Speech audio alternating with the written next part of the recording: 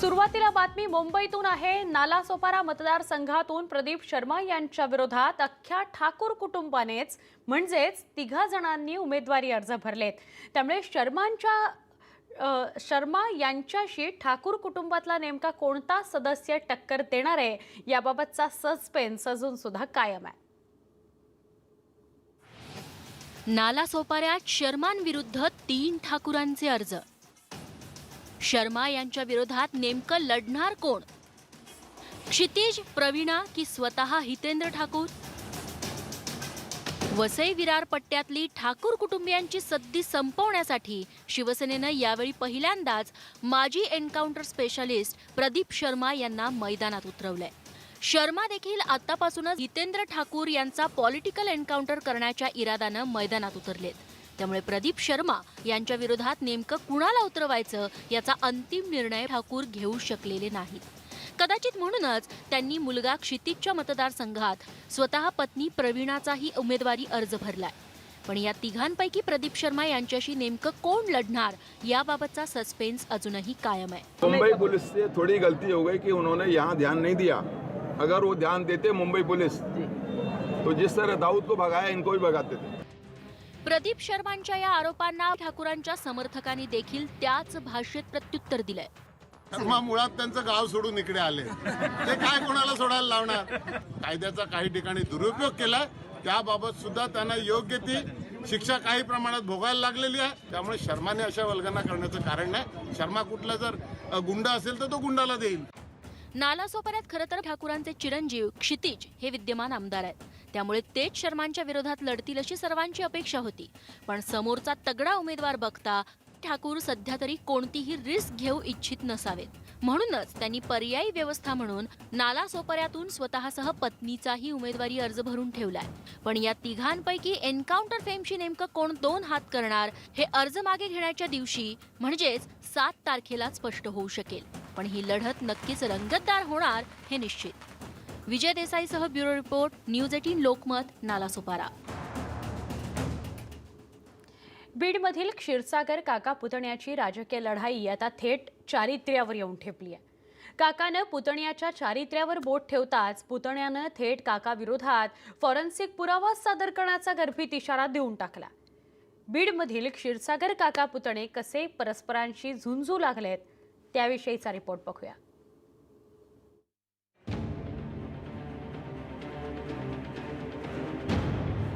महाराष्ट्राच्या राजकारणात काका पुतण्यांचा राजकीय संघर्ष तसा नवा नाहीये। पण बीडमधील क्षीरसागर काका पुतणे मात्र आत्तापासूनच परस्परांचे वस्त्रहरण करू लागलेत। काका जयदत्त क्षीरसागर यांनी पुतण्या संदीपवर भ्रष्टाचाराचा आरोप करताच पुतण्याने थेट काकांच्या जुन्या भ्रष्टाचाराची कुंडलीच बाहेर काढण्याची धमकी देऊन टाकली। तुम्ही पंचायत समिती घालून त्यांनी तेव्हा सांगितलं होतं आपण भ्रष्टाचार केला। माझी तयारी, मी काय भ्रष्टाचार केला आणि तुम्ही काय भ्रष्टाचार केला, आपण ह्याच्यावरती समोर समोर पत्रकारांसमोर बोलू। हे काका पुतणे एकमेकांचे भ्रष्टाचारच काढून थांबले नाहीत तर एकमेकांच्या चारित्र्यावरही शिंतोडे उडवायला सुरुवात केली। तुम्हीच ऐका पुतण्या संदीपने काका जयदत्त क्षीरसागरांना कसा गर्भित इशारा दिलाय तो। त्यांनी माझ्या चारित्र्यावरती एक तरी पुरावा दाखवा, त्यांच्या चारित्र्यावरती ऑथेंटिक पुरावा मी पत्रकारांना देतो। तो पुरावा दिल्यानंतर तुम्ही फॉरेन्सिक लॅब मध्ये पाठवा, जगाच्या पाठीवरती फुटबल। जर तो खोटा जर निघाला तर या निवडणुकीतून विड्रॉल करून घेईल। राष्ट्रवादीने पुतण्याला हवा देताच जयदत्त क्षीरसागरांनी शिवसेनेत उडी मारून मंत्रिपद ही मिळवलं। आता हेच दोन्ही काका पुतणे बीडच्या राजकीय आखाड्यात एकमेकांच्या विरोधात उभे ठाकलेत। त्यामुळं मतदान होईपर्यंत केसर काकूंच्या घराण्याचे हे दोन्ही राजकीय वारसदार बीडकरांसमोर आणखी काय काय वाढून ठेवताय हे त्यांचं त्यांनाच ठाऊक। ब्युरो रिपोर्टसह सुरेश जाधव, न्यूज 18 लोकमत, बीड। जाहीर सभेत भाषणादरम्यान नेते फोनवर बोलत नाहीत। मात्र शुक्रवारी अजित पवारांनी समोर माईक सुरू असताना पक्ष पदाधिकाऱ्यांशी खास आपल्या स्टाईलमध्ये संभाषण केलं।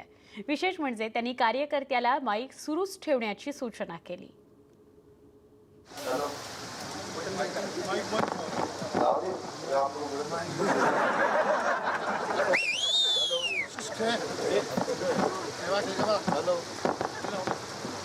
म्हणा तुला पाहिजे तो निर्णय त्याचे मानला बरोबर बर म्हणा. आता ते विलास लांडेला 10 मिनिटं कमी झाले आणि म्हणतो आपला फॉर्म भरतो. मी इतके दिवस कुणी अडवलं होतं? राष्ट्रवादी काँग्रेसचे नेते अजित पवार कधी काय बोलतील याचा नेम नाही. इंदापूरच्या सभेत भाषणादरम्यान भोसरीतील पक्षाच्या पदाधिकाऱ्याशी फोनवरून त्यांनी चक्क संवाद साधला. विशेष म्हणजे त्यांनी माईक सुरू ठेवण्यास सांगितलं. खरं तर हा किस्सा आहे की भोसरी विधानसभा मतदारसंघातून विलास लांडे राष्ट्रवादीकडून इच्छुक होते आणि त्यामुळेच ते अर्ज दाखल करण्याच्या शेवटच्या मिनिटापर्यंत अजित पवारांकडे विचारणा करीत होते. मात्र लांडे यांच्या फोनमुळे इंदापुरात भाषण करीत असलेल्या अजित पवारांच्या भाषणात वारंवार अडथळा येत होता. पुन्हा एकदा ऐका अजित पवार काय म्हणाले ते.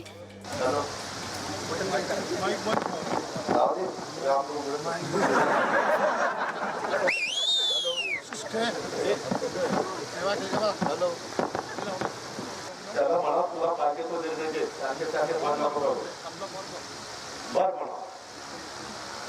आता ते विलास लांडेला 10 मिनिटं कमी झाले आणि म्हणतो आपला फॉर्म भरतो. मी इतके दिवस कुणी अडवलं होतं? याच सभेत अजित पवारांनी एका जिवंत व्यक्तीला श्रद्धांजलीही अर्पण केली. माझ्याकडे गोविंदराव पाटील कारखाना उभा करण्याच्या करता यांचे पायात चप्पल नसायची.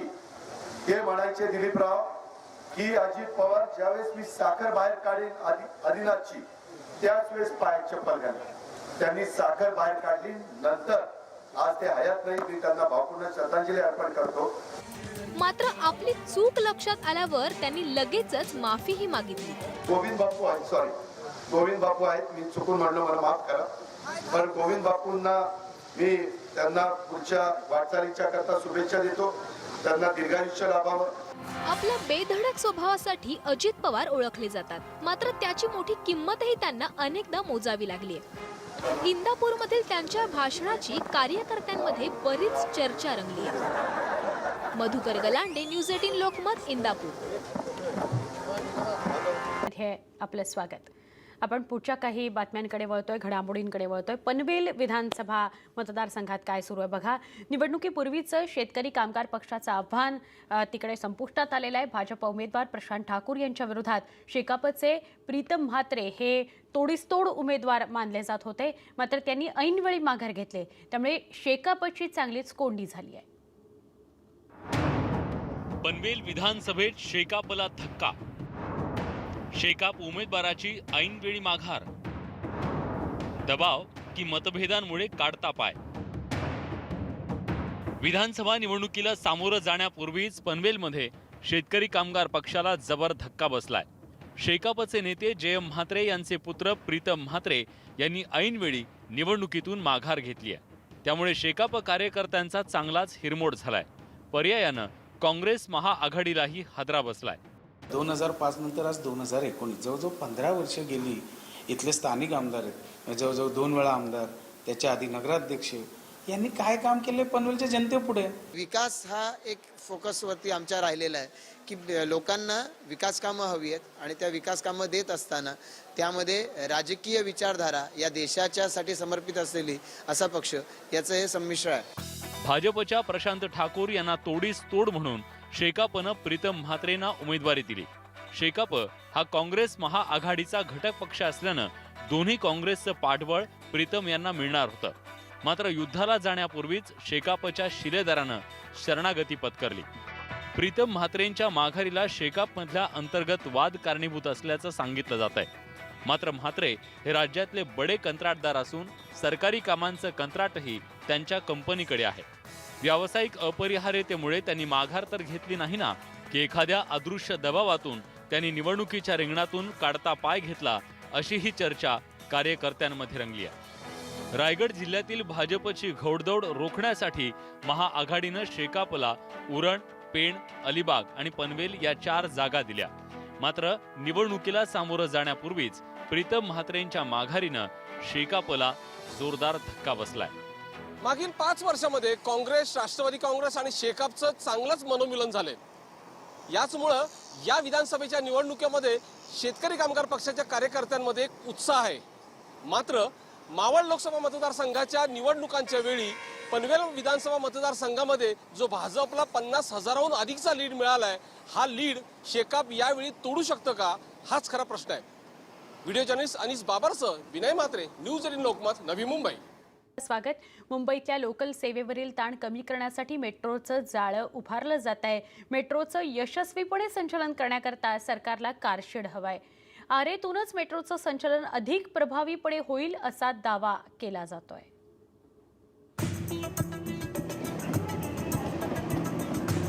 मुंबईतल्या लोकल्सवर म्हणजेच उपनगरीय रेल्वेवरचा ताण दिवसेंदिवस वाढतोय. दररोज 75 लाख प्रवासी लोकलमधून प्रवास करतायत. मात्र लोकलची संख्या आणि प्रवासी संख्या यातील तफावत प्रचंड मोठी आहे. त्यामुळे दररोज किमान 10 अपघात लाईफलाईनवर होत आहेत, तर वर्षाला जवळपास 4000 प्रवाशांचा अपघाती मृत्यू होतोय. परिणामी प्राण वाचवण्यासाठी आणि लोकलवरील ताण कमी करण्यासाठी मुंबईत मेट्रोचं जाळं उभारणं हाच एकमेव उपाय आहे. त्यासाठी 14 मेट्रो मार्ग प्लॅन केले गेले. त्यातील मेट्रो 3 हा अत्यंत महत्वाकांक्षी प्रकल्प. विधान भवन, चर्चगेट, गिरगाव, वरळी, बीकेसी, अंधेरी, सिप्स यासह अत्यंत गजबजलेली 27 स्टेशन्स आणि 33 किलोमीटरचं जाळं मेट्रोनं विणलंय. या जाळ्याचं उत्तरेकडचं शेवटचं टोक म्हणजे आरे डेपो. भूमिगत असणाऱ्या मेट्रोचं आरे डेपो हे जमिनीवरील एकमेव स्टेशन. त्याच्या पुढेच मेट्रोच्या देखभालीसाठीचा डेपो असणार आहे. जागा निवडतानाच अशी निवडली गेलेली होती की ती अगदी रस्त्याला लागून आहे. त्याच्या तिन्ही बाजूनी रस्ते असल्यामुळे ती मूळ आरे मिल्क कॉलनीची जागा आहे, त्याच्यापासून काहीशी कट ऑफ आहे. आणि जो कपरेडपासून सिप्सपर्यंत येणारा मार्ग आहे त्याच्या अगदीच त्याचं एक नॅचरल एक्सटेन्शन ज्याला म्हणता येईल, त्याच्यापासून साधारण 1 ते 1.5 किलोमीटर अंतरावर JVLRच्या पलीकडं असलेली जागा आहे. त्यामुळं जी आपली 25 मीटरवर आपला टनेल आहे त्याला आपल्याला हळूहळू वर आणायला लागतं. ते तुम्ही आणताना JVLR ओलांडून म्हणजे जोगेश्वरी विक्रोली लिंक रोड ओलांडून जी आरे मिल्क कॉलनीची जागा आहे त्याच्यामधून तो रॅम्प काढून तो वर येणार आहे. त्यामुळे ज्याला अतिशय एक नॅचरल एक्सटेन्शन आपण म्हणतो अशी जागा आहे. सरकारला मेट्रोच्या संचलनासाठी आरेतील जागा महत्वाची वाटते, तर आरे शिवायही इतर पर्याय असल्याचा दावा आंदोलकांनी केलाय. कांजूरमार्ग मधल्या मिठागराची जागा, कलिनातल्या मुंबई विद्यापीठाची जागा आणि कुलाब्यातील बॅकबे हे पर्याय आंदोलकांनी सुचवलेत. बॅकबे रेक्लेमेशनचा त्यांनी विचारच केलेला नाही आणि अजूनही ते विचार करायला तयार नाहीत. कांजूरमार्गमध्ये 2 यार्ड एकत्र बनवू शकतात. मल्टिपल यार्ड्स आहेत वेगवेगळ्या जागेमध्ये, डबल डेकर यार्ड्स आहेत, तर ते पण तिथे बनवू शकतात. सर असं काहीही नाही आहे. कधी जर रिडेव्हलपमेंट किंवा रिडिझायनिंगला जर आपल्याला करावं लागलं तर ते नवीन सोल्युशन्स आपल्याला विचार केले गेले पाहिजेत. आंदोलकांनी सुचवलेल्या पर्यायानंतरही आरेतलीच जागा सगळ्यात योग्य असल्यानं त्यावर शिक्कामोर्तब केल्याचं मुख्यमंत्र्यांनी स्पष्ट केलंय. असं जे सांगितलं ती अल्टरनेट लँड आपण जर विचार केला तर साधारणपणे खासगी व्यक्तीला 5,000 कोटी रुपयापर्यंत 3,000 ते 4,000 5,000 जे काय असेल हे देऊन ती जागा विकत घ्यावी लागेल. ती जर विकत घेतली तर 2 गोष्टी त्यातनं होणार आहेत. आता या मेट्रोची फिजिबिलिटी संपून जाईल आणि शेवटी तुम्ही 1 रुपया जरी जास्त खर्च केला वसूल कुठनं करणार आहे? तिकिटातनंच वसूल करणार आहे तुम्ही जर आता एवढे पैसे जर वाढवले आणि जागा विकत घेऊन त्या ठिकाणी हे काम केलं तर तिकीट 1.5 पट होईल, 2.5 पट होईल. त्याचा परिणाम मुंबईकरांवर होईल. आरेमध्ये कारशेड झाल्यास मेट्रो भवन तयार होईल, तसंच विकास कामं केली जातील आणि शेवटी आरेमध्ये एकही झाड शिल्लक राहणार नाही अशी भीती आंदोलक व्यक्त करतायत. हा मेट्रो कारशेड आणि मेट्रो स्टेशन जो काही आणलेला आहे आज आरेमध्ये, हा कशासाठी आणला आहे? कारण त्याला लागतच 90 एकरवरती 1.5 लाख लोकांना झोपडपट्टी पुनर्वसन योजनामध्ये तिथे आणणार आहेत. मग ते 1.5 लाख लोक तिथे आल्यानंतर त्या जंगलाचं काय शिल्लक राहणार आहे?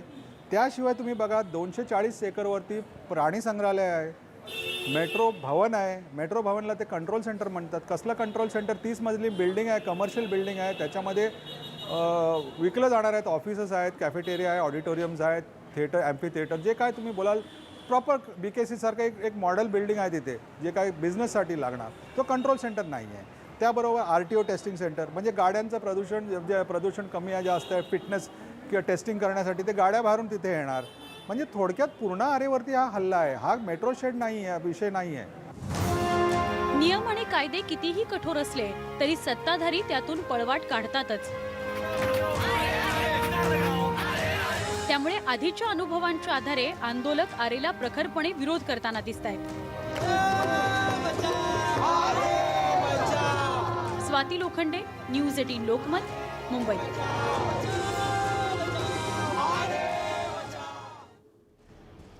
आणि या सगळ्या महत्त्वाच्या स्पेशल रिपोर्टसह या बुलेटिनमध्ये इथेच थांबतोय. पहा फक्त न्यूज 18 लोकमत.